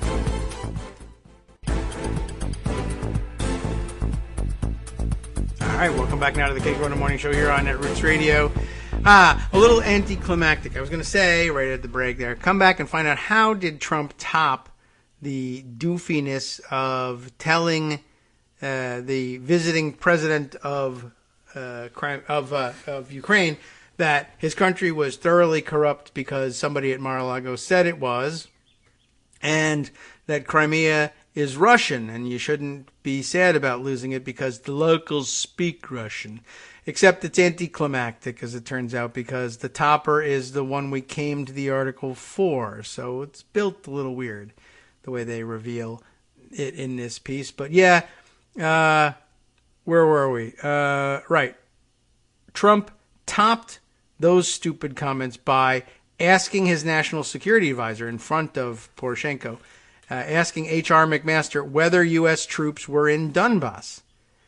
Right. Okay. So, a little anticlimactic. But then she goes on to say everyone kept a poker face on and pretended that they all normalized it by standing around pretending like it was a perfectly normal question and betraying no emotion, like, oh my God, you're a moron, or something like that. Like, I would be fired because I wouldn't be able to help myself. I think.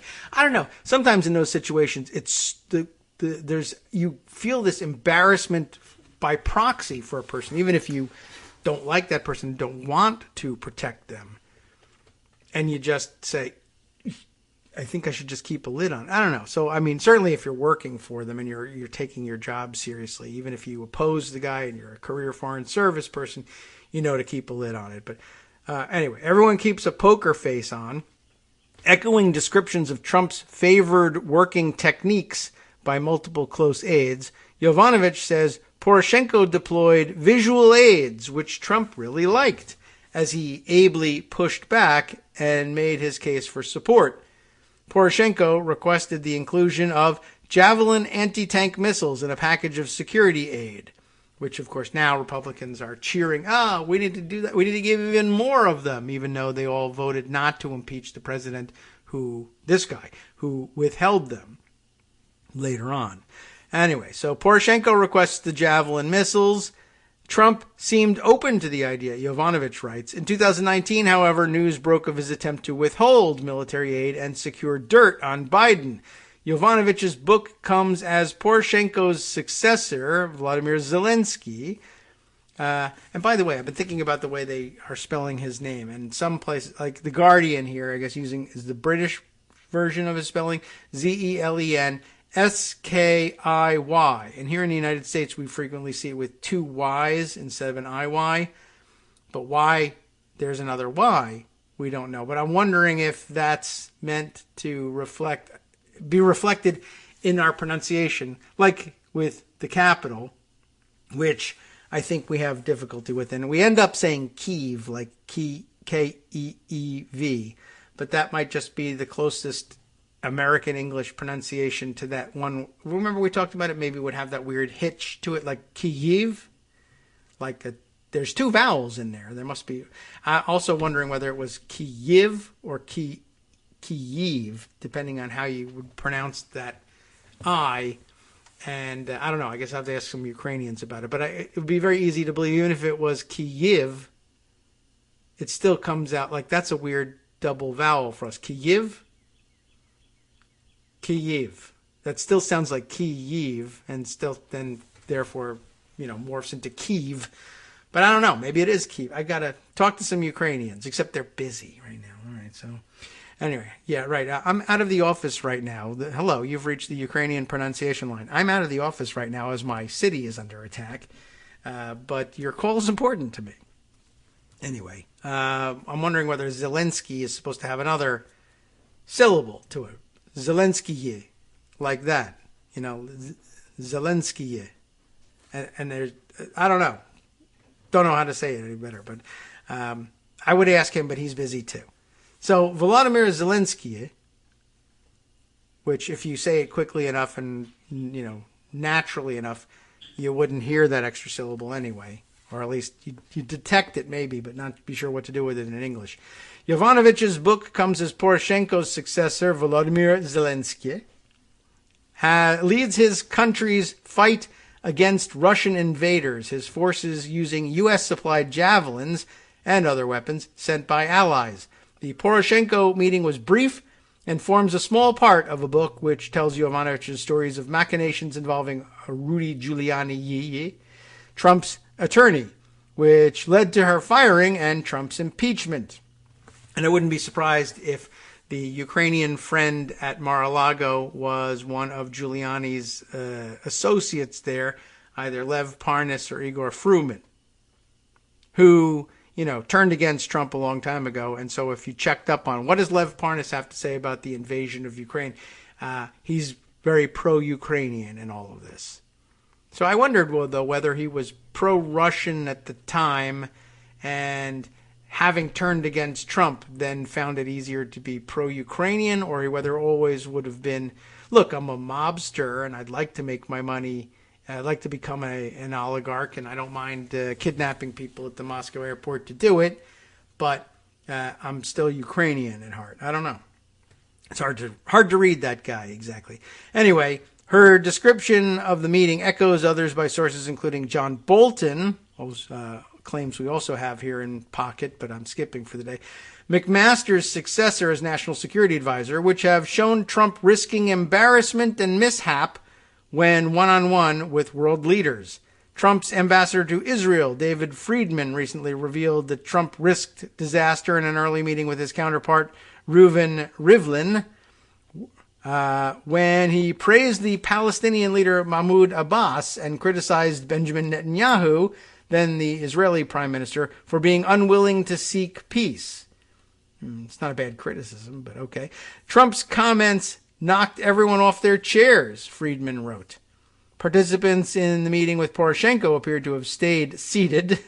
Yovanovitch writes that she sensed Trump had come into the meeting viewing Ukraine as a loser country, smaller and weaker than Russia, only to be a little surprised by Poroshenko, who was as physically imposing as Trump, and who was also a billionaire businessman. Maybe that's why he liked Poroshenko and didn't like Zelensky. He's not a billionaire.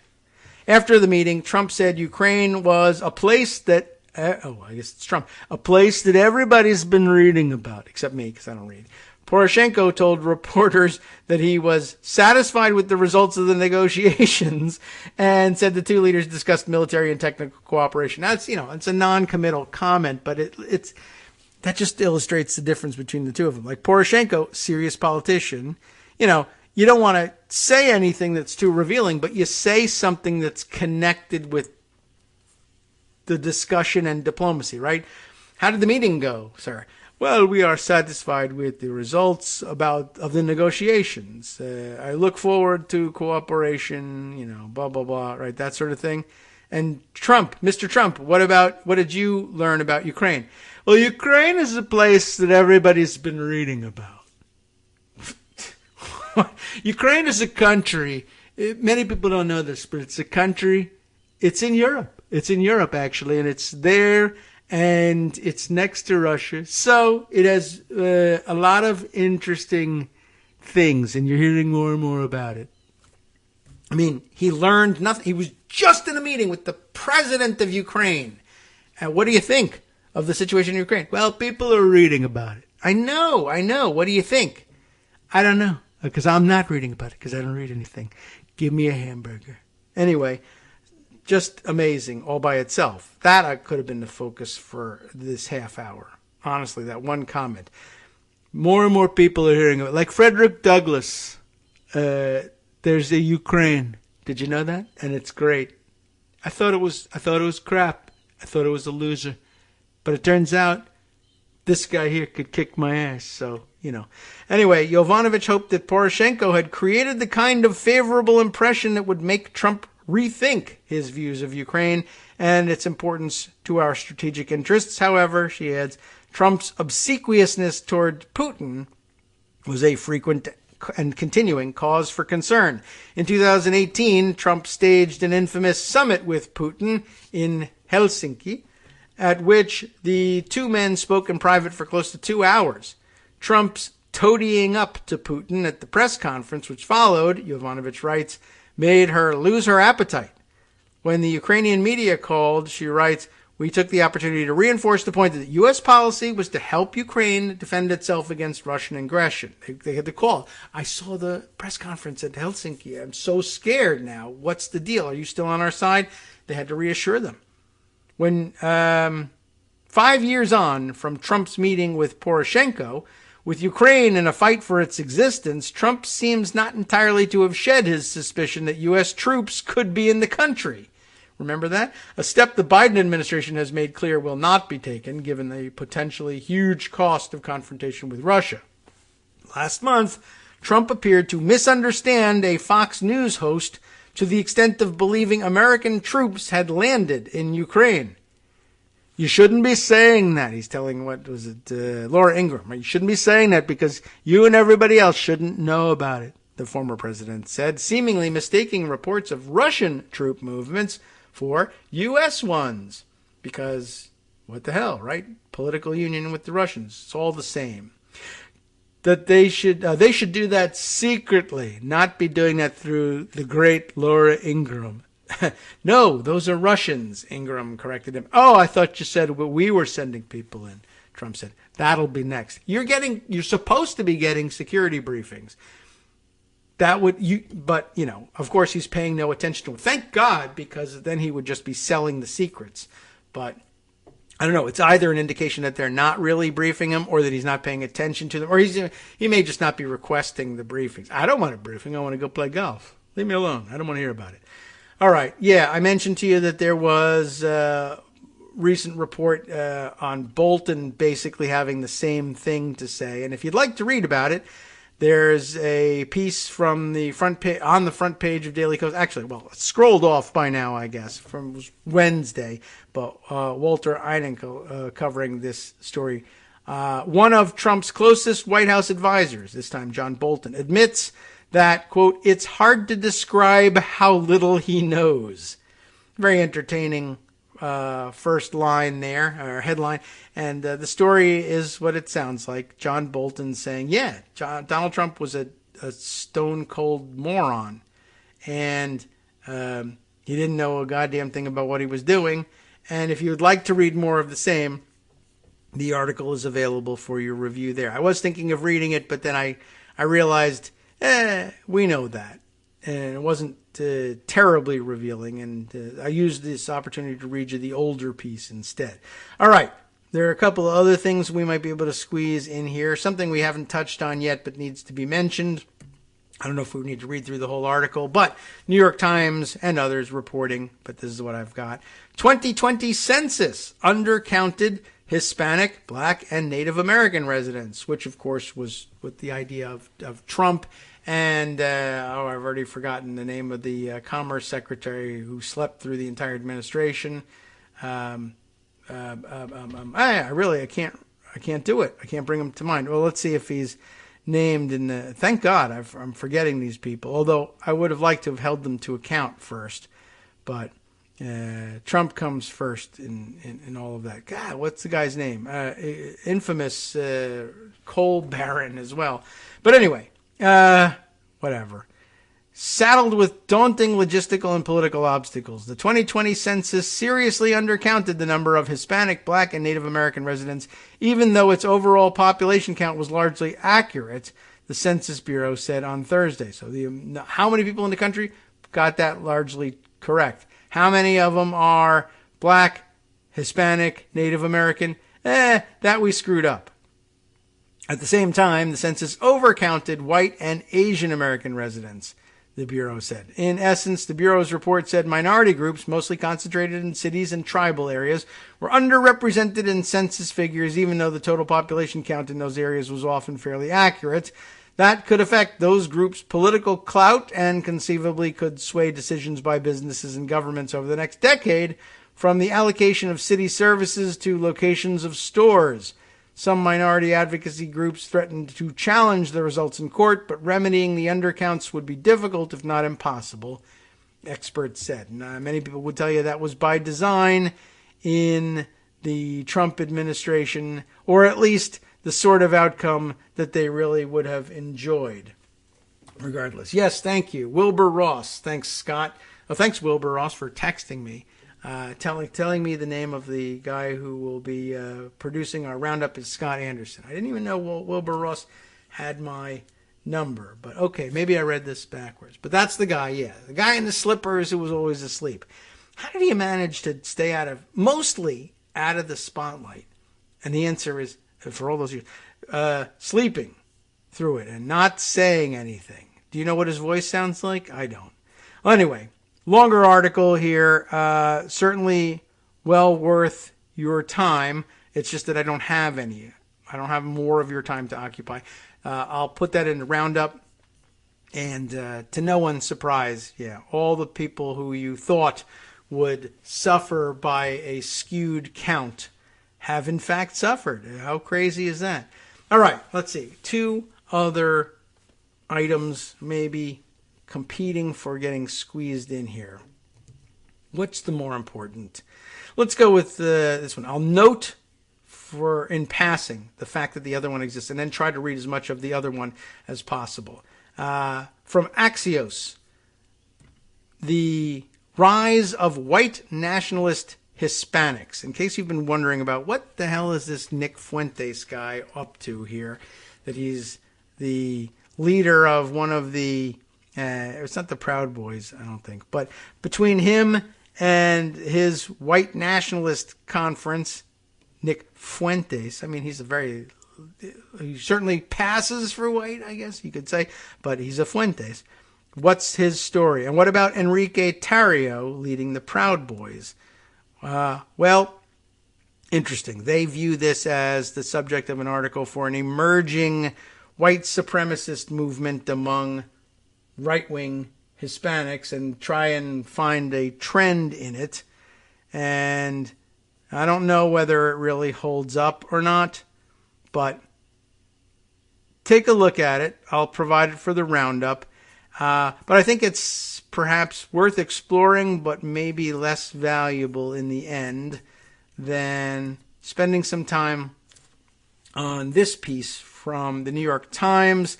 Something I mentioned, I think, at the end of last week, March 9th. But we should take account of this. How Western firms quietly enabled Russian oligarchs. And, of course, I call your attention back to our revealing peek into, what does it take to become one of these oligarchs anyway? How bad are they? How do you accumulate that kind of capital in the former Soviet Union? And the answer is kidnapping and murder and extortion. So, they're not cuddly guys. Investment, law, and lobbying firms have helped enmesh Kremlin-linked oligarchs into the Western financial and legal systems. We've had a lot of complaints about Londongrad, and we've made mention from time to time of where these folks tend to land and where they tend to hide their money in the United States, in New York real estate, Florida real estate, etc. But it's about time we really started taking account of this stuff. The picture illustrating the piece, the caption reveals the people in the photo are Roman Abramovich, much in the news today. He's in the center here. That's a guy whose face, I thought that was what Oleg Deripaska looked like, honestly, but apparently maybe they look a little similar. Who else? So the focus here is on Roman Abramovich, I guess, in the center of this picture.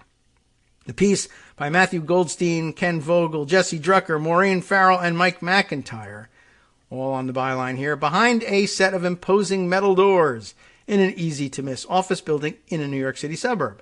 A small team manages billions of dollars for a Russian oligarch. For years, a group of wealthy Russians have used Concord Management, a financial advisory company in Tarrytown, New York. Do they say Tarrytown? Do they say Tarryton? I don't know. To secretly invest money in large U.S. hedge funds and private equity firms, according to people familiar with the matter. A web of offshore shell companies makes it hard to know for sure whose money Concord manages, but several of the people said the bulk of the funds belong to Roman Abramovich, a close ally of Vladimir Putin of Russia. Concord is part of a constellation of American and European advisors, including some of the world's largest law firms, that have long helped Russian oligarchs navigate the Western financial, legal, political, and media landscapes. Now, with U.S. and European sanctions targeting those close to Mr. Putin, firms are wrestling with what to do with these lucrative but controversial clients. Many are ditching them. Some appear to be sticking with them. Others won't say what they're doing. In the meantime, lawyers and investment advisors are coming under intense scrutiny for work that weeks earlier was occurring almost entirely below the public radar. Money will do that. Concord, whose representatives declined to comment, has attracted the attention of congressional investigators. On Wednesday, a lawmaker wrote to the Biden administration requesting a freeze on Mr. Abramovich's funds at Concord. In Britain, which has a thriving industry of attorneys who specialize in hiding assets, lawmakers have taken to the floor of Parliament to denounce lawyers and law firms, by name, that are continuing to work with the oligarchs. Legally speaking, at least, there is nothing wrong, not that there's anything wrong with it, nothing wrong with working for companies, individuals, or governments that are under sanctions, so long as certain rules are followed.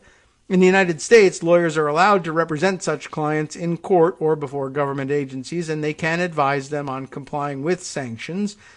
Lobbyists and public relations firms must obtain licenses from the Treasury Department to represent these entities. As a result of the bureaucratic hurdles and reputational risks, the going rate for law and lobbying firms representing oligarchs who are under sanctions has soared into the millions of dollars, according to people familiar with the industry. So it's interesting. That has the effect of making it even more lucrative, which will attract even more firms to the game. For many firms, the paydays are not enough to make up for the potential reputational damage of working for Kremlin-linked oligarchs. A flurry of Western lobbying, law, and public relations firms have recently dropped their Russian clients or operations. A spokeswoman for the law firm Skadden Arps said it was in the process of ending our representations of Alpha Bank, an oligarch-controlled company that has been placed under sanctions. Skadden has also represented Mr. Abramovich, the billionaire owner of England's Chelsea Football Club, but she wouldn't say whether that work continues.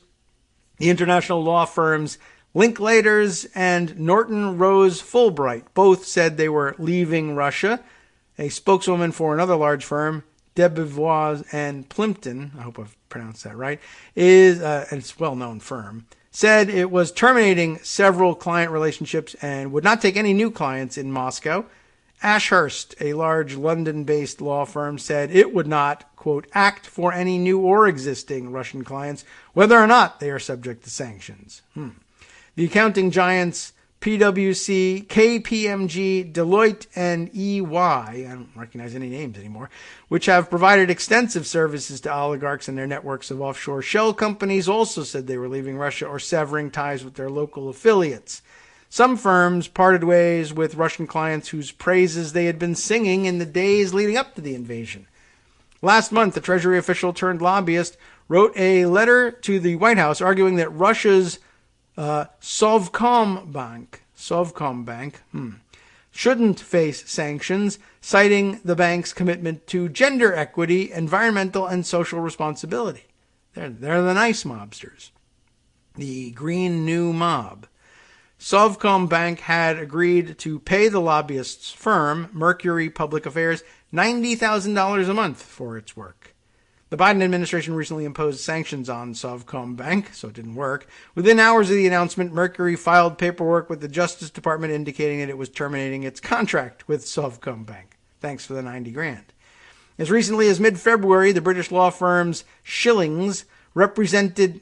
I wonder if that's the origin of the term. But SCH, Shillings, represented the Russian oligarch Alisher Usmanov, a longtime ally of Mr. Putin. 2 weeks later, the European Union and the U.S. Treasury placed sanctions on Mr. Usmanov. Nigel Higgins, a spokesman for Shillings, said the firm is, quote, not acting for any sanctioned individuals or entities. Another lawyer, Thomas A. Clare, has... not Eclair like him, but Thomas A. Clare, capital C, L-A-R-E, has written threatening letters to news organizations on behalf of clients, including the Russian oligarch Oleg Deripaska. In 2019, for example, he warned that he might try to hold the New York Times liable for the catastrophic economic damages facing Mr. Deripaska, who at the time was under sanctions. Mr. Clare said this week that his firm, Clare Locke, hadn't worked for Mr. Deripaska since September, and we do not foresee doing so again in the future. Russian companies like Rosneft, VTB, Alfa Bank, Gazprom, and Sberbank, which are now under sanctions, have been represented by leading U.S. law firms, including White & Case, DLA Piper, Deckert, Latham and Watkins, and Baker Botts. So those of you who are into the white shoe firms will say, oh my. And the rest of us just say, all right, well, whatever. But thank you for naming names. None of these firms would say whether they're still working with Russian companies. Baker McKenzie, one of the world's largest law firms, continues to say on its website that it represents some of Russia's largest companies, including Gazprom and VTB. The firm said it was reviewing and adjusting our Russia-related operations and client work to comply with sanctions. In Washington, Eric Ferrari, a leading sanctions lawyer, is suing the Treasury on behalf of Mr. Deripaska, who is seeking to overturn sanctions imposed on him in 2018 that he claims have cost him billions of dollars and made him radioactive in international business circles. Oh well, so what? And the lobbyist Robert Stryk, S-T-R-Y-K, said he had recently had conversations about representing several Russian oligarchs and companies currently under sanctions.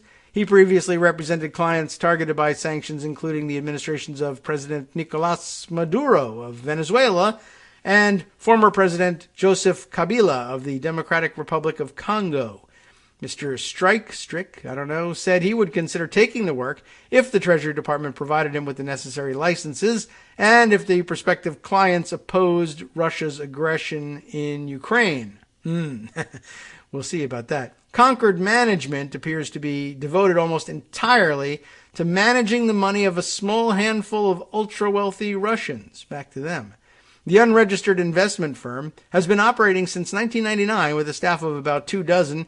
It specializes in investing in hedge funds and real estate funds by private equity firms, according to online profiles of current and former Concord employees. So basically other people's money players, OPM.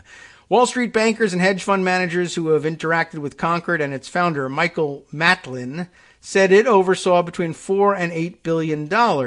It isn't clear how much of that belongs to Mr. Abramovich, whose fortune is estimated at $13 billion. Abramovich has not been placed under sanctions. His spokeswoman, Rola Brentlin, declined to comment on Concord. Over the years, Concord has steered its clients' money into marquee financial institutions, the global money manager BlackRock, the private equity firm the Carlyle Group, everyone knows that one, and BlackRock really, and a fund run by John Paulson, who famously anticipated the collapse of the U.S. housing market. I don't remember anything about him. Concord also invested with Bernie Madoff, who died in prison after being convicted of a vast Ponzi scheme. Another recipient of Concord money was Brevin Howard, a multi-billion-dollar European hedge fund company. A person familiar with the matter said Brevin Howard was preparing to return the funds to Concord, which will no longer be a client. In a recent letter to Attorney General Merrick Garland, Representative Steve Cohen, Democrat of Tennessee, wrote that he had recently received information from credible sources in the financial industry that Concord oversaw billions of dollars for Abramovich. Cohen, co-chair of a panel focused on European security, requested that the U.S. government impose sanctions on Abramovich and seize the assets at Concord, as this blood money represents a flight risk.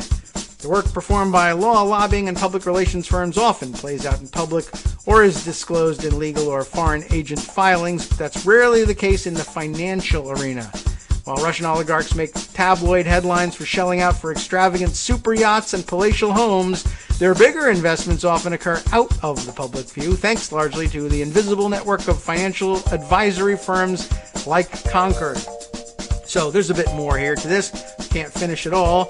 But anyway, just something to keep an eye on here in the United States, and people we need to eventually hold accountable who might be driving around in limos and super yachts From themselves. NetworksRadio.com. You have been listening to Kagro in the Morning with David Waldman. Yes, and now it's time for you to listen to Justice Putnam in the morning or afternoon, depending on where you're listening, on the West Coast Cookbook and Speakeasy. Let's see what he's got on tap for you today. Well, the usual assortment of things from around the country and around the world. Yes, always interesting. Hey, news from Bulgaria. That's unusual. Stay tuned for that. See you next week.